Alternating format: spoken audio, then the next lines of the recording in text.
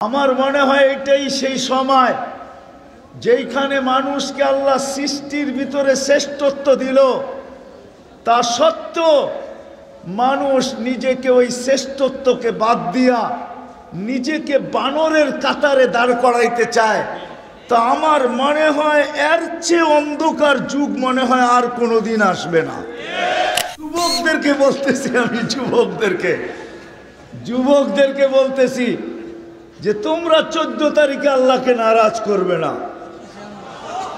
এটা ভাইবো না যে জান্নাতে ফেব্রুয়ারি আসবে না, জান্নাতেও ফেব্রুয়ারি আসবে। ওরা তোমাকে 14 তারিখে মেসেজ দিবে, তুমিও দিতে পারবে, ফুলও দিবে, তুমিও দিতে পারবে। একটু অপেক্ষা করো, একটু। কি রাজি? যুবকরা রাজি? মনের থেকে রাজি? বুইরা তো হাত উঠাইতে হইব না। বুইরারা যদি হাত উঠান তাহলে বুঝা গেল আপনারাও বুঝি এগুলার অভ্যস্ত। খোদার ওয়াস্তে তোমাদের পায়ে হাত রেখা বলি, এখন পর্যন্ত বাংলাদেশের উপরে আল্লাহ নারাজ হন নাই। যদি নারাজ হইতো তাইলে করুণায় কথা সত্য হইতো যে বাংলাদেশ দুনিয়ার ভিতরে সবচেয়ে বেশি বিপর্যয় হইতো, কিন্তু বাংলাদেশে কোনো বিপর্যয় ঘটে নাই। সারা দুনিয়া এই কথা বলতে বাধ্য হয়েছে যে বাংলাদেশ দুনিয়ার ভিতরে 1 নম্বর যারা করুণাকে প্রতিরোধ করতে পারছে। বাংলাদেশের উপরে দ্বিতীয়, যদি আল্লাহ নারাজ হইতো তাহলে 7.8 ভূমিকম্প যখন আসছিল তো বাংলাদেশকে মাটির সাথে মিশায় চলে যেত। কেননা দুনিয়ার কোনো দেশ নাই যেখানে 7.8 ভূমিকম্প আসছে আর বিপর্যয় ঘটে নাই, এরকম ইতিহাসের পাতায় কোনো দেশ লেখা নাই। যদি লেখা থাকে ওটা শুধু বাংলাদেশ। এরকম শত দেখাবো আমি, বাংলাদেশে আজ পর্যন্ত বিপর্যয় ঘটে নাই। বোঝা গেল বাংলাদেশের উপরে আল্লাহ নারাজ না। এখন তোমাদের হাতে পায়ে ধরব, কেননা অতীত 1টা মাস গেছে ফুটবল খেলার সময় আমরা আল্লাহকে নারাজ করতে কম করি নাই। সিলেটের এরকম কোনো বাজার ছিল না যেখানে প্রজেক্টর না লাগানো ছিল। ফুটবলে যেদিন জিতছে ওই দিন সারা বাংলাদেশ আমরা মাথার উপরে উঠায় নিছি। 31st নাইটেও আমরা কম করি নাই। কিন্তু তোমাদের পায়ে হাত দিয়া বলবো 14 তারিখে আল্লাহকে নারাজ করো না, নারাজ করো না। আল্লাহ যদি নারাজ হয়ে যায় আর যদি বিপর্যয়ের শিকার আমরা হয়ে যাই, বাংলাদেশ যদি আল্লাহ নারাজ হয়ে যায় আর আমরা যদি বিপর্যয়ের শিকার হয়ে যাই, তাইলে কিন্তু বড় পস্তাইতে হবে।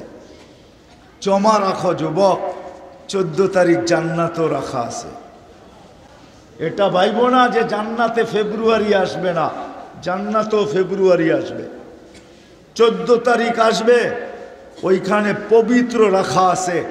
ওরা তোমাকে 14 তারিখে মেসেজ দিবে, তুমিও দিতে পারবে, ফুলও দিবে, তুমিও দিতে পারবে। একটু অপেক্ষা করো, একটু। এই জন্য তোমাদের পায়ে হাত দিয়া বলবো 14 তারিখে আল্লাহকে নারাজ করব না। কি রাজি? যুবকরা রাজি? মনের থেকে রাজি? বুইরা তো হাত উঠাইতে হইব না। বুইরারা যদি হাত উঠান তাহলে বুঝা গেল আপনারাও বুঝি এগুলার অভ্যস্ত, ঠিক না? যুবকদেরকে বলতেছি, আমি যুবকদেরকে বলতেছি যে তোমরা 14 তারিখে আল্লাহকে নারাজ করবে না, বরং বন্ধুদেরকে এখন থেকে মেসেজ দাও যে আমরা 14 তারিখে নারাজ করতে চাই না। 2023 দুর্যোগের বৎসর। আল্লাহ যদি নারাজ হয়ে গেল, এখনো বাংলাদেশে দুর্যোগ আসে নাই, আর যদি আল্লাহ খুশি থাকলো তো আমার বিশ্বাস 2300 কেটে যাবে। দুনিয়া আবারও বলবে যে এই দেশটা এই দুর্যোগের মোকাবেলা করলো কি কইরা। এটা সারা দুনিয়া বলবে। কিন্তু যদি আল্লাহ নারাজ হয়ে গেল তাইলে বড় কঠিন হয়ে যাবে। এই জন্য সবার কাছে দরখাস্ত, যুবকদের কাছে পায়ে হাত রাখা দরখাস্ত, আল্লাহকে নারাজ করব না। পাক্কা? রাসূল বলতেছে একটা সময় আসবে সময় আসবে, আমার মনে হয় এটাই সেই সময় যেইখানে মানুষকে আল্লাহ সৃষ্টির ভিতরে শ্রেষ্ঠত্ব দিল, তা সত্ত্বেও মানুষ নিজেকে ওই শ্রেষ্ঠত্বকে বাদ দিয়া নিজেকে বানরের কাতারে দাঁড় করাইতে চায়।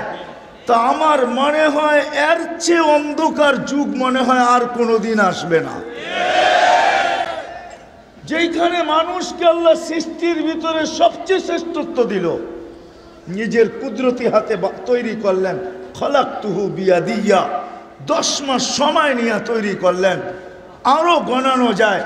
ওই সমাজের মানুষ যখন নিজেকে বানর প্রমাণিত করতে চায়, তো আমার মনে হয় এর চেয়ে অন্ধকার সময় আর কখনো আসবে না। এই সময় যদি একটা সুন্নতকে ধরা কবর পর্যন্ত যাওয়া যায়, আমার মনে হয় ওই হাদিস আজকের দিনের জন্যই, মান তামাসসাকা বিসুন্নতি ইনদা ফাসাদি উম্মতি ফালাহু আজরু মিয়াতু শহীদ।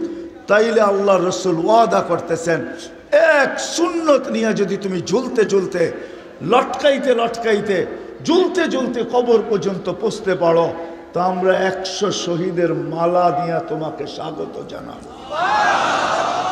এই জন্য একটা সুন্নত হইল আমি আমার জীবনের সঙ্গী বানাবো।